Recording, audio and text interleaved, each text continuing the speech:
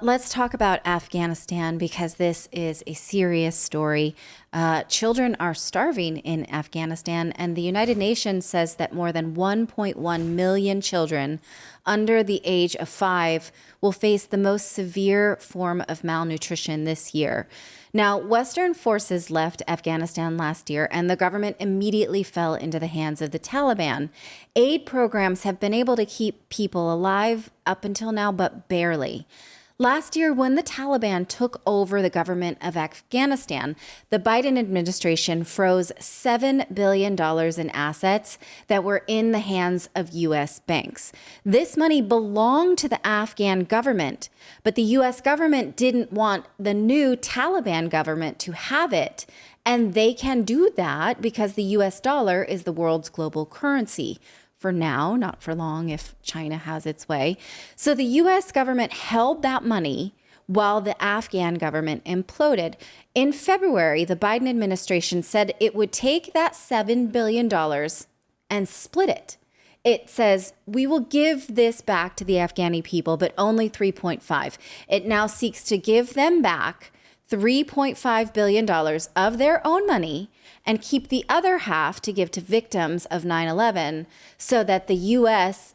Victims of 9/11, which, of course, you remember, the U.S. invaded Afghanistan as retaliation for September 11th. Now, here's where it gets tricky, right? Victims of September 11th had sued and won judgments against the Taliban, and they went to court and asked a judge to give them a writ of execution to access the money that the United States is holding on behalf of the Taliban. The Biden administration said that they would let them have it, but first the government will put it in a trust. Now, okay, obviously, if these families have the right to sue the Taliban and, they are owed the judgment, in my opinion, that they won. But the money that we're talking about that they're going to be accessing did not initially belong to the Taliban. It belonged to the Afghan government, and it includes gold and bonds and other funds that the government of Afghanistan had saved up from humanitarian aid since the U.S. invaded over 20 years ago. This money is what experts call Afghanistan's rainy day fund, which is ironic because they are in a serious drought, which makes them need that money for food, right? The U.S. is holding on to it, and it will allow plaintiffs to be paid out for it. So the Taliban absolutely should pay its judgments, but from this money, which was meant for their starving government, it's supposed to be for aid for Afghani people. This is why I say this is tricky, right? Of course, we don't know that the Taliban would use it for aid, even if they did have possession for it. Of course, we don't know that. But if the U.S. can easily give Ukraine $40 billion, can it also do something about these starving Afghani babies, for which it shares culpability? So why are they starving? Well, drought has plagued Afghanistan, so food imports are crucial. There's also a lack of access to clean water and medical care. And these awful pictures of mommies who can't breastfeed their babies because they are malnourished. Baby formula, I mean, forget it, right? So you know the story there.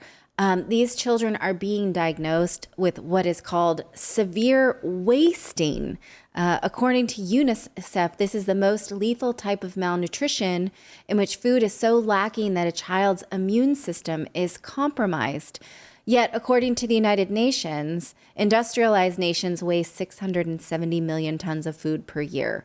So this is not a supply problem. This is a distribution problem, right?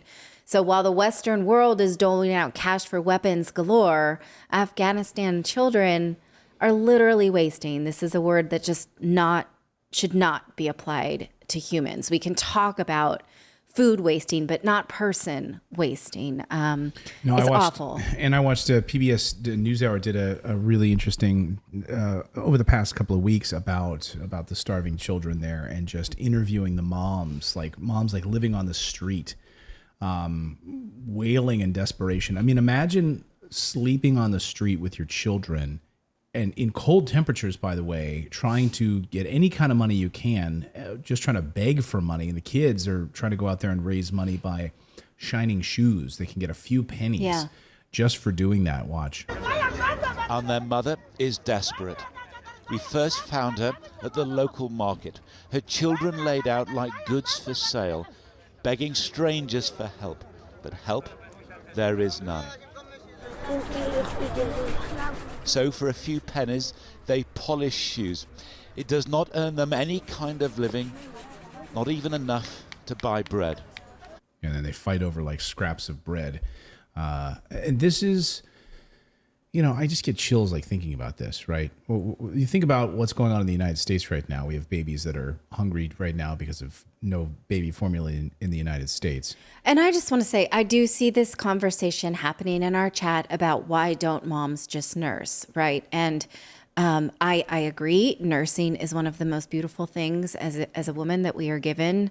I nursed 3 babies, all past a year, but it's just not that easy for everyone. Recall that we are living in a time with high rates of infertility. Not everyone's body can do this. And actually, that has always been the way for women, which is why we had communities which could nurse each other's babies. But we don't live in communities like that anymore. I would happily nurse other people's babies if I thought that I can't anymore, but that's just not the way we live anymore. And so the way we live is we literally have cut ourselves off from the ability to support ourselves with our own bodies and with nature. And so for women who still can nurse, I'm sure that's very comforting. If my babies were still nursing, I would feel very comforted that we didn't have to depend on the food supply. But a lot of people still do. What's the quote you said, Philip, is that humans like pull food out of the earth and take it away from ourselves or something like that? Yeah. It was that was from Daniel Quinn, where he's saying like it's an interesting thing that humans we take food which the earth gives freely, then we lock it up, and then we have to work to get some of it back.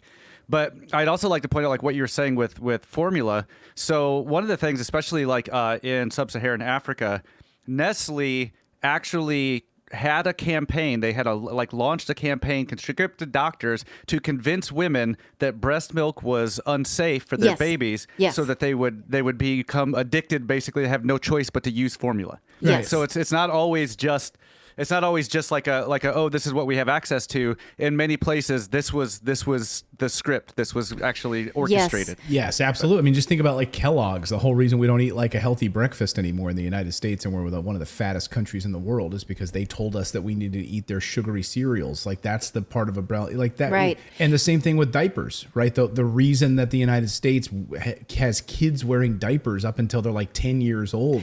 Absolutely, yes. Right? So the United States is the country that potty trains the latest than any other country in the world. Most countries simply can't afford to buy diapers past 1 year. So their kids kind of figure it out because it's gross to pee themselves and they feel it, right? And so the diaper companies sponsored doctors to tell us that we should wait till the baby lets us know that they're ready. And now the diaper companies make all the way up to a size 7 diaper. That doesn't mean you're 7 years old, but like size 7 is a really big diaper. And I remember all that the ads. in every other country in the world, those babies are trained, but not in the United States. I remember those ads. They're like, hey, now like they were called like trainers or something, like diaper. They're like, now you can run in them. Like, and it was like kids that like literally could be like playing football, like in Pee Wee like league. They're like, now you can wear these at 10 years old. And it was like, you can even move around in them. Like they slide up and you can run and take off. And it's funny to have these conversations with people in daycares or, play places. And these moms are like, we're just going to wait until they're ready. I'm like, that's interesting. It's a good thing you don't live in the Philippines, because that baby you would not be putting that baby on a changing table at 3. Or in Afghanistan, My mom forced me to be potty trained when I could express a preference in brand of diaper. When I was like, I actually kind of prefer these ones over those ones. And then she's like, no, you're done.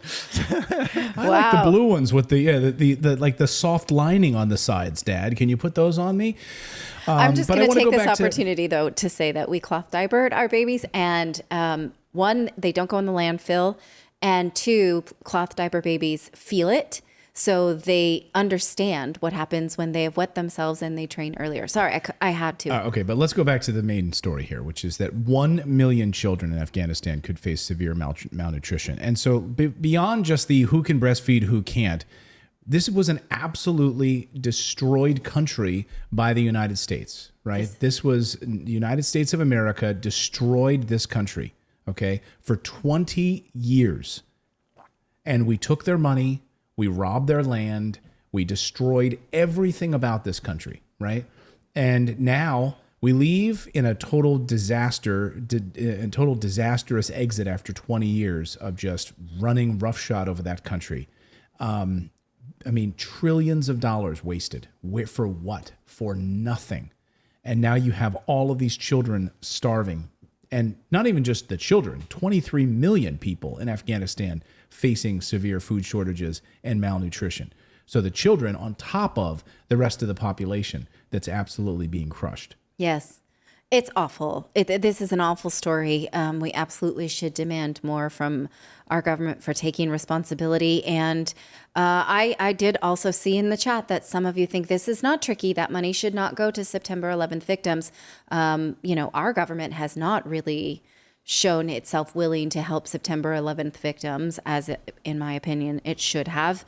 So should it take this money, which was a savings account from the Afghani government, which was not the Taliban, and let it fall into the hands of the Taliban? This is an awful story. There's no simple answer. Thank you so much for subscribing to our channel. We've been banned, we've been blocked, we've been censored. That's why we started our own website, to stay connected with you for free. That's right. So head on over to redacted.inc and make sure you're connected with us. You can sign up again at redacted.inc, not .com.